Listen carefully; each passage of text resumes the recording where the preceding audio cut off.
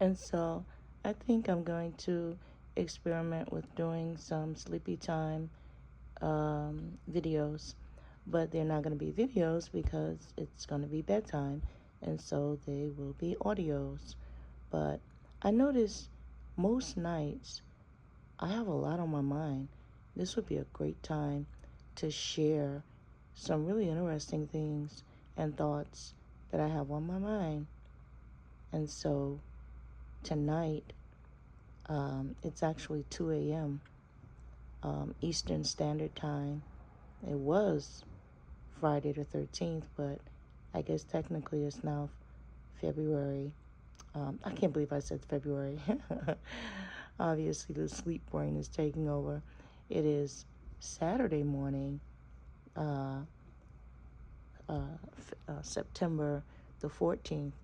And September 11th went by so quickly. I didn't even, I hardly got a chance to commemorate it. And the only way I was able to do it was through my daughter, who I homeschool. She's now in the 8th grade, and so I gave her an assignment on exactly what occurred on September the 11th, 2001. And interestingly enough, for someone who was not even born then, she was so astute and she was so interested in it. And to her, and it's just a story, but I actually lived it. I mean, I'm born in Brooklyn, raised my children mostly in Brooklyn, and worked in New York most of my adult life. I guess I should say my corporate America adult life. I actually worked in the World Trade Center. I'll never forget how that felt to be in my 20s and my early 30s, to be walking through the World Trade Center, passing all the stores and the shops, and then going into my office building.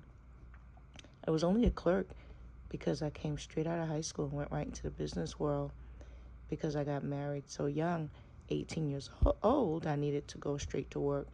Um, I went to college later on, but my point is, back in the day, in the late 80s, the middle to the late 80s, they hired you according to what you can do.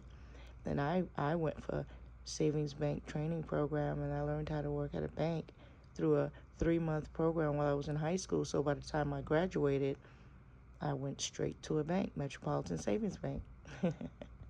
I don't think they exist anymore, but I was working at 59th Street and 8th Avenue.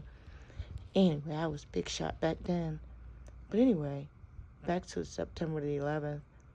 So I was living in Pennsylvania at that time, and I remember exactly where I was. I was at work downtown in Philadelphia when that happened. Now, the internet was not working like the way it works now, real time.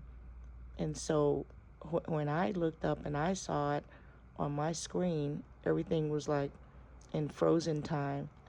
And the very first thing I thought was that the airplanes crashed into the building because it was a mistake. They just flew too low. But then when word came back, another one hit it. We knew that it was done on purpose. And then after that, nothing but confusion reigned. I immediately called, and my kids they needed to be picked up. I left work and I drove back out into the country because we lived into the rural part of Pennsylvania. Even though I worked in Philadelphia, I lived about 45 minutes to an hour back toward West Pennsylvania. So anyway, that was what happened back then. And it was a very sad day, full of a lot of confusion because the information we were getting was stagnant. It was slow. It was just nothing but confusion. And that's what the thing was. And you know what happened? The emergency broadcasting system that we have been rehearsing my entire life as a child, the beep that would, now the younger people probably won't even know what I'm talking about, but as a child, when we would look at TV, every month or so, there would be a commercial type thing, I guess you would call it a public service announcement, that would come on and interrupt your program and say, "This is an interruption from the emergency broadcasting system." and they put this beep beep long sound for about, I don't know, 30 to 60 seconds. And they say, if you heard this, if you hear this message, information will be given to you at that time, what to do and where to go. And this is from your emergency broadcasting system. Well, on September the 11th, 2001, that never happened. The time when we needed information and we needed to hear something from the emergency broadcasting system, we got nothing. We got no beep. We got nothing. All those years of interrupting our programs for nothing. No information where to go, what to do. I mean, it could have been aliens coming from outer space. Could have been an invasion from another country. Anything, nothing, no information.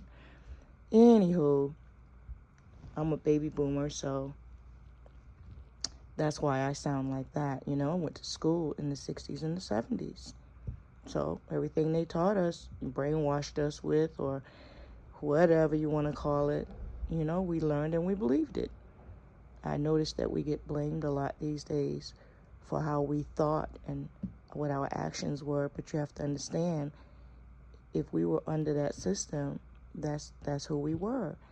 Nowadays, we're intelligent enough and smart enough to know that a lot of the information they fed us and the way we were groomed, a lot of it was really incorrect.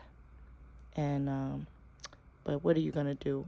All you can do is adjust and not moan and groan about the past, but make corrections where you can.